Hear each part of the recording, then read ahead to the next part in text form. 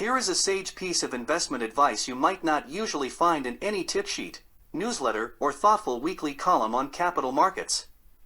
It comes from Will Rogers, a popular entertainer and wit of interwar America, via the writings of Paul Samuelson, a Nobel Prize-winning economist and wit of post-war America. Are you ready? Here it is. You should buy stocks when they are going to go up. When they are going to go down, you should sell them. Nice work if you can get it, quipped Samuelson. It is a shame only a few can. Yet the idea of timing the market all ups, no downs remains a seductive one. Anyone who invests in equities has at one time or another fancied they can sell at the top and buy again at the bottom, thus enjoying the return from stocks while avoiding the risks. It seems simple. If stocks are dear and investors look heedless, you should get out of the market. When it falls back, as it surely must, fill your boots. There is a lot of this thinking around just now. The cyclically adjusted price-earnings, CAPE, ratio, a measure of value constructed by Robert Shiller of Yale University, has rarely been higher. The combination of social media and low-cost trading apps aimed at small investors is behind a lot of herding into fattish stocks, a signifier of toppy markets. In such circumstances it is tempting to try to outwit the herd. But market timing is harder than it looks. Few have the skill, temperament, or the focus to do it profitably. Stock prices are noisy. The axiom used to be they are a random walk. Their current levels tell us nothing about where they are going. A less purist view has since emerged. This says the earnings yield the inverse of the CAPE is a decent guide to the expected returns on equities in the longer run. Put simply, high stock prices now mean lower returns in future.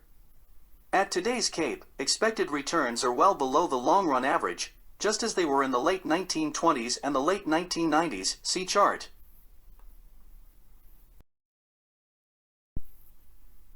The sharp-eyed will notice that whenever stock prices have gone up a lot faster than earnings, they tend to fall back again. But would-be market timers could not have known precisely when to sell. It is never obvious that the CAPE is close to a peak or trough. Studies of timing guided by valuation metrics, such as the CAPE, show disappointing results compared with just buying and holding stocks for the duration. A big problem is selling too early. As Samuelson, who wrote a lot about the perils of timing, once put it, anything can be carried on to twice where it has already reached. When the market does crater, it is not so easy to act. It takes nerve to buy when everyone is selling. Delay seems wise. Prices could always fall again. The fate of many a market timer is to buy stocks back at higher prices than those at which they sold. Despite today's low expected returns, shares still have some appeal because of the paucity of returns on offer in other asset markets. In the late 1990s, when the CAPE soared above 40, the yield on inflation-protected treasuries was close to 4%. Today it is minus 1% on the 10-year bond. If low real rates are the main prop for share prices, then any attempt to time the stock market is in essence a bet on the bond market and, in turn, on how inflation evolves and how central banks react to it. Good luck with getting those calls right.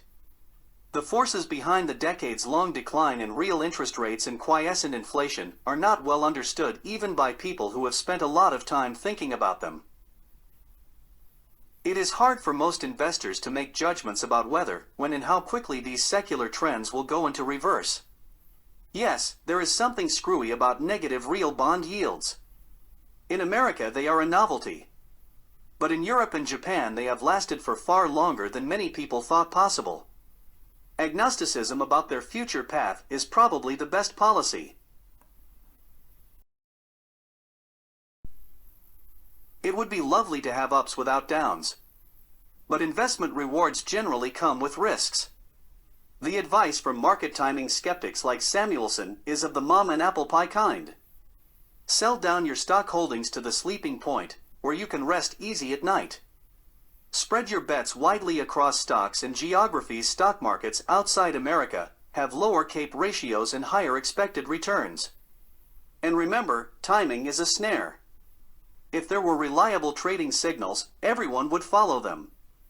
And then there would be no one to sell to at the top and no one to buy from at the bottom.